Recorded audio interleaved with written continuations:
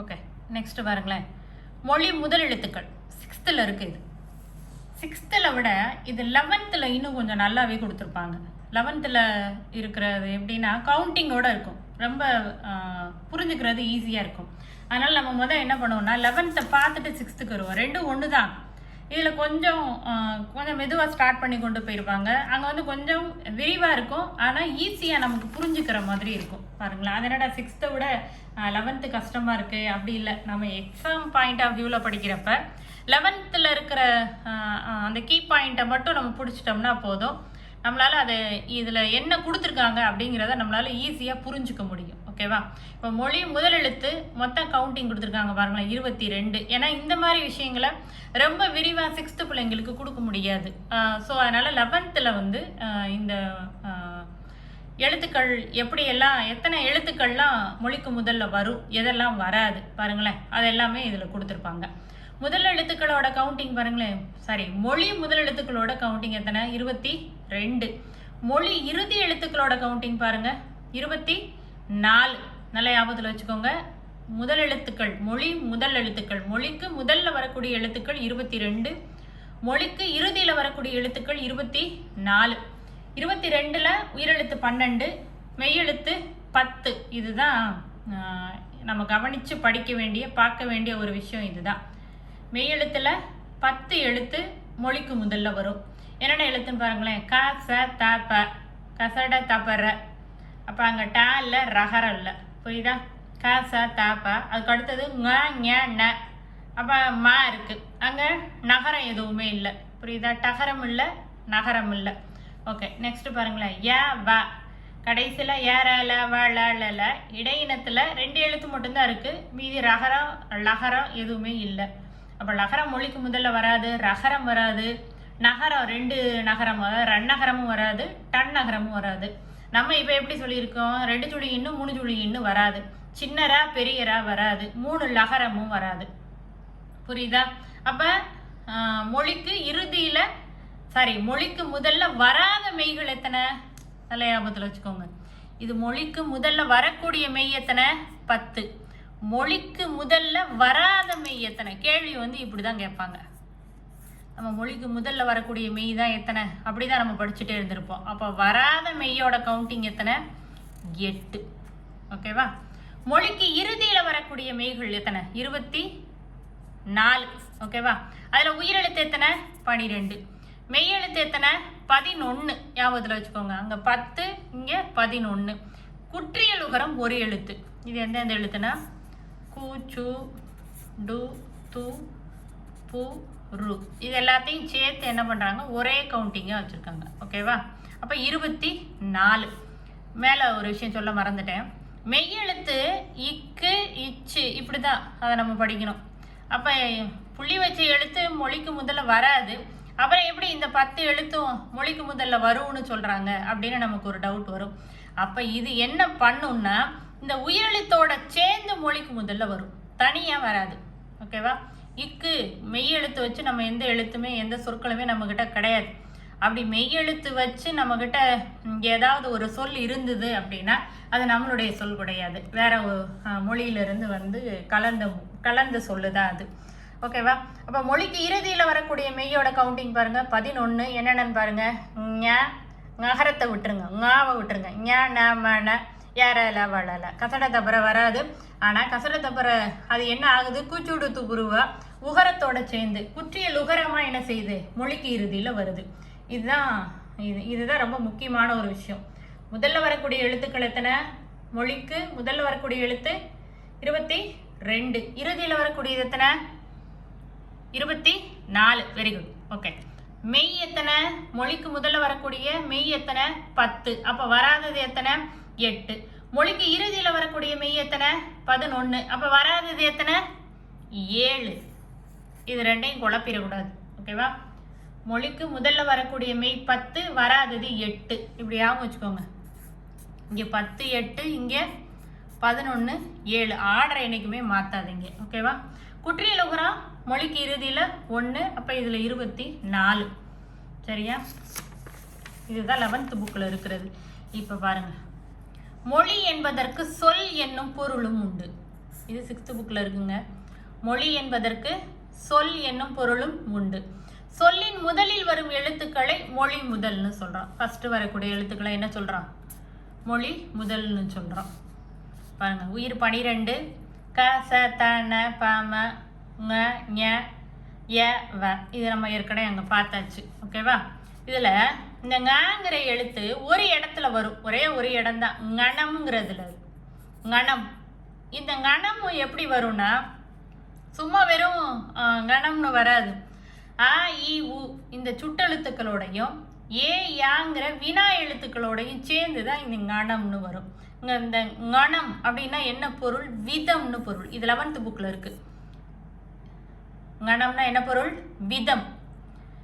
பாருங்களேன், அங்கணம், இங்கணம், எங்கணம், யாங்கணம், உங்கணம், இப்படி தான் வரும். ஓகேவா?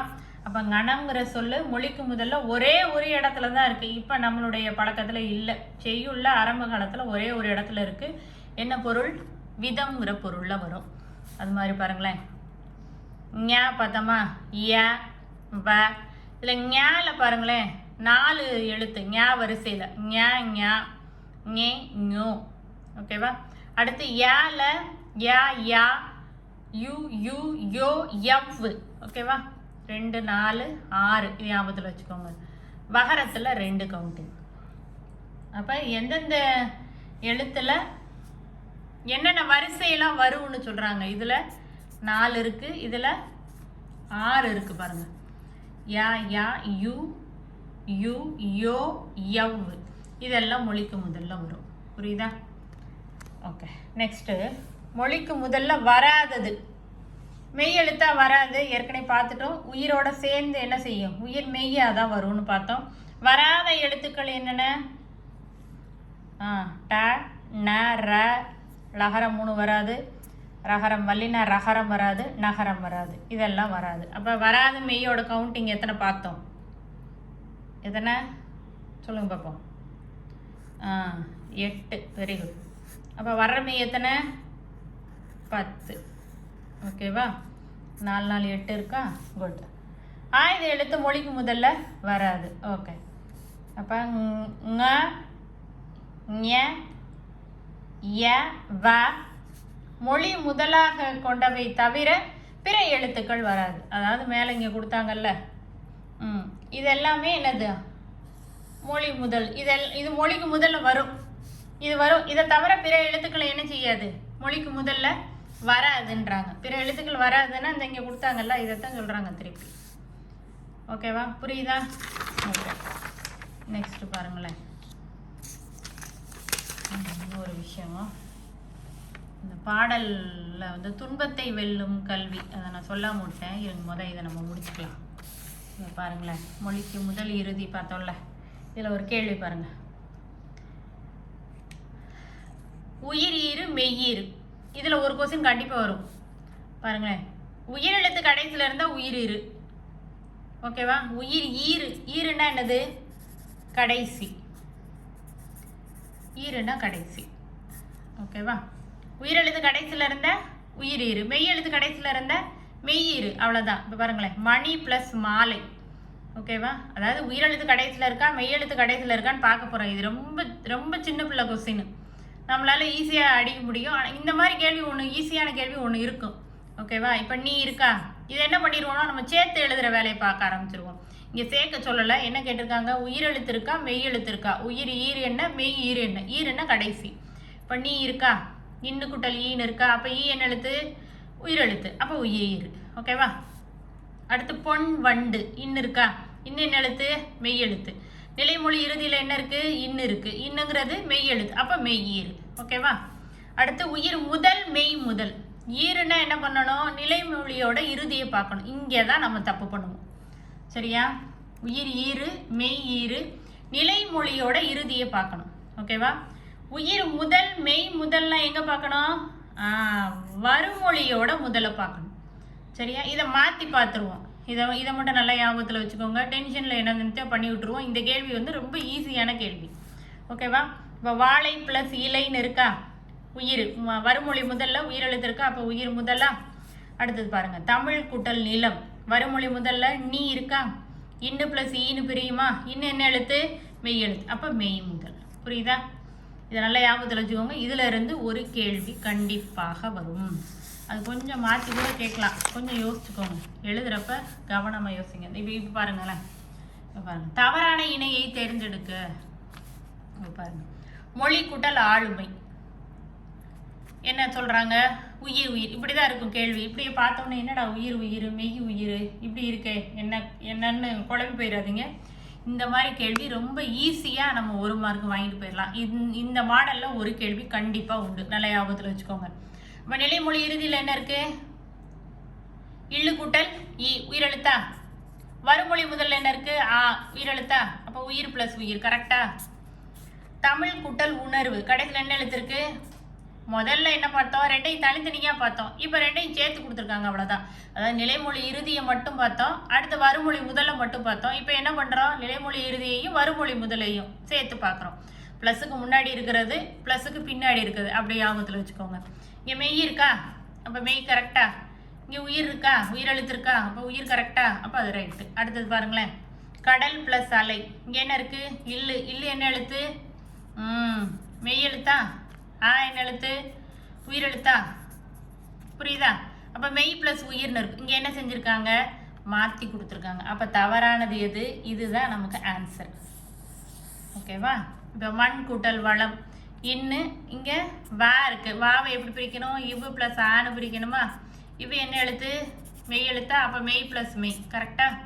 அப்போ இதுதான் ஆன்சர். தவறான இணை. கொஸ்டினை நல்லா ரீட் பண்ணிக்கணும். அடுத்தது பாருங்களேன், அதே தான், சேம் தான். எழுத்துக்களின் அடிப்படையில் புணர்ச்சி. பொறுத்துகள். உயிர் ப்ளஸ் உயிர் எங்கே இருக்கும்? கடைசி எழுத்து உயிரெழுத்து இருக்கணும். வருமொழி முதல்லையும் உயிர் இருக்கணும். ஃபர்ஸ்ட்ல மெய் எழுத்து கீ பாயிண்ட் பாருங்களேன். கடைசியில் மெய் எழுத்து இருந்துச்சுன்னா அந்த ரெண்டையும் விட்டுருங்க.